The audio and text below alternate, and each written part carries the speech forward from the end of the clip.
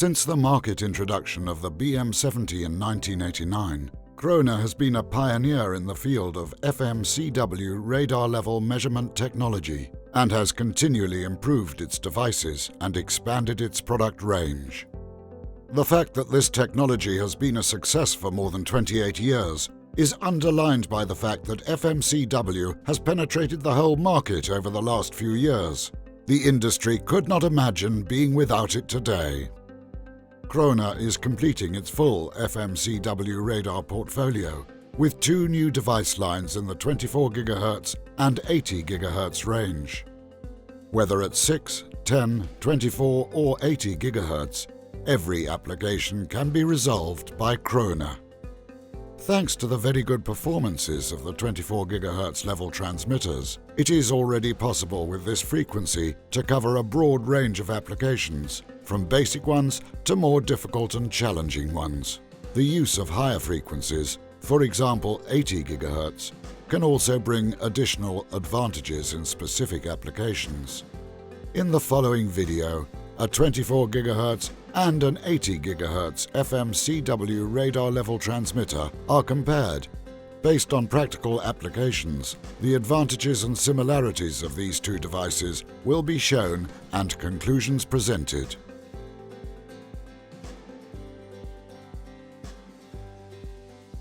A metallic sphere represents a conceivably weak reflector, since only a small part of the radiated signal is reflected back in the direction of the antenna. Thus, a sphere can be used to simulate reflections on products with low dielectric constant, the so-called DK value. First, the metallic ball sphere is inserted under the 24 GHz device. In the spectrum recording, the reflection on the spherical surface is clearly recognizable. Now the ball sphere is placed under the 80 GHz radar transmitter. Here again, the reflection of the sphere is immediately visible. Since both radar devices are FMCW systems, the devices have comparable dynamics as expected. The reflection on the spherical surface corresponds to a DK value of approximately 1.2 and is clearly recognizable with the 24 GHz as well as with the 80 GHz system. The radiation pattern of a radar system results from the combination of the frequency and the antenna diameter. In general, the following applies. With the same antenna diameter, the beam angle decreases proportionally when increasing the frequency. At the same frequency, the beam angle decreases proportionally when increasing the antenna diameter. The illuminated circles illustrate the areas detected by the respective radar system on the product surface. It should be noted that radar beams spread out conically from the antenna. For the selected system configuration, 24 GHz with an 80 mm horn antenna and 80 GHz with a 40 mm lens antenna, these areas are approximately identical. In this comparison, the radar beam can be demonstrated by using metal rings. In both systems, the radar beam travels through the ring opening. As a result, the rings are hardly visible in the reception signal. If the ring opening is reduced, the radar beam hits the metal surface and the ring is clearly visible in the received radar signal. If such a disturbance is caused, for example, by installations in tanks, there are 2 possibilities for optimization. Firstly, the disturbance can be hidden by recording an empty spectrum. For this purpose, the received radar signal of the empty tank is recorded and stored into the memory of the radar device, and then subtracted from each subsequent measurement. Second, the use of a large antenna can reduce the beam angle. This results in the following advantages. The radar beam angle no longer touches the ring surface. The complete energy radar signal is available for surface detection. Even with the 24 GHz system, an increase in the antenna diameter would achieve a similar effect, but a significantly larger antenna would be necessary.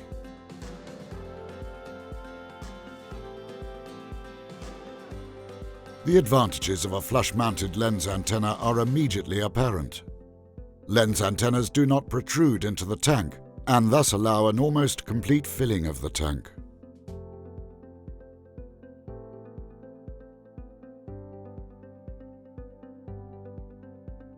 Using horn antennas means that they protrude from mounting nozzles. Lens antennas, however, can easily be placed on nozzles, as shown in the example of a 50 mm nozzle in combination with the 40 mm lens antenna. A disturbance signal at the nozzle end, as it is usual at 24 GHz, does not occur. Thus, filling is possible up to the lower edge of the nozzle. The combination of a 70 mm lens antenna with an 80 mm nozzle provides, of course, identical good results.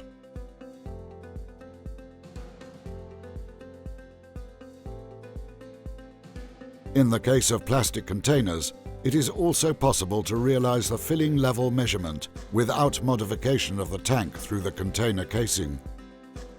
The plastic plate inserted here simulates the container cover. Behind the reflection of the plastic plate, the reflection of the water surface in the spectrum is clearly visible.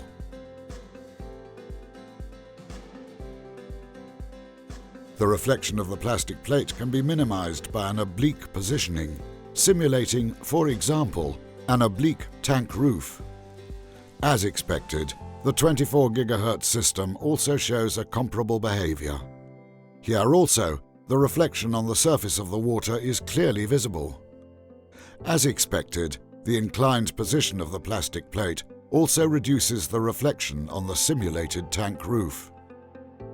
Both radar systems are not only suitable for the measurement of low reflective products, but are also able to measure through tank walls or tank roofs made of plastic. Such applications are found, for example, in bioenergy plants in the level measurement in the fermenter, where the measurement typically takes place through a plastic foil.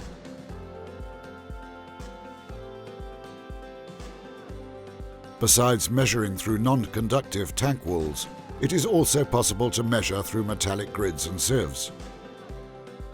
In order to show this, first a coarse grid is placed on the lower of the two rings. In the signal spectrum, the interference in the reception signal is weakly recognizable, but has no influence on the reliable detection of the product surface. Even a narrow closed mesh grid does not cause any problems during the measurement. The disturbance in the radar beam angle is also visible, but does not affect the actual measured value.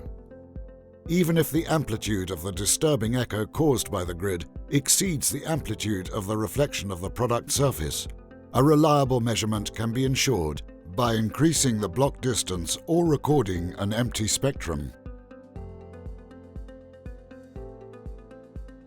The bandwidth of a radar system determines, among other things, the distance resolution of the system. Clearly, this means the higher the signal bandwidth, the better the distinction of two mutually close reflections, and thus, for example, the separation of the product surface from interference reflections. By observing the reflections on a double plastic plate, this effect can be demonstrated. For this purpose, a double plastic plate is first placed in the radar beam of the 24 GHz device.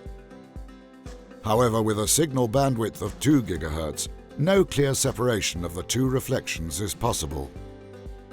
The 80 GHz system with a signal bandwidth of 4 GHz allows, however, a clear separation compared to the 24 GHz system.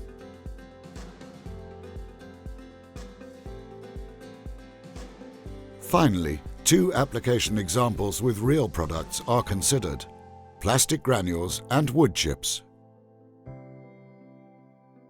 The great dynamics of FMCW systems allows reliable detection of very weak reflective products, such as plastic granules. Plastic granules have an effective decay value of approximately 1.6 and can be clearly detected with both systems. seen here with the 80 GHz system and also with the 24 GHz system.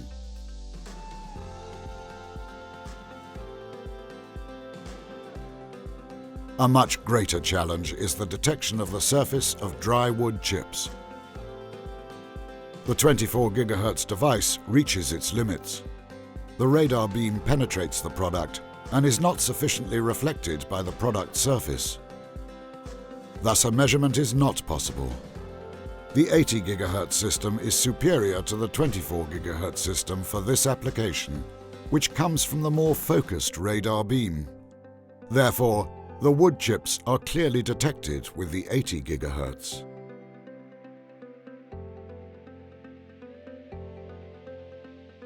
The cleaning of tanks by means of spray balls is a common method in the food industry. This is now demonstrated by means of a water jet, which is brought into the radar beam of the two devices. Again, the high dynamics of the FMCW radar systems prove to be advantageous, since it allows a measurement even during the cleaning operation. Both systems reliably detect the product surface. The water jets have no significant influence on the measurement. The 80 GHz technology opens further areas of applications for radar level measurement systems, thanks to small antennas and precise focusing at the same time. In general, however, the optimal frequency range must be used for each application. Krohne offers the complete radar portfolio based on the FMCW radar technology.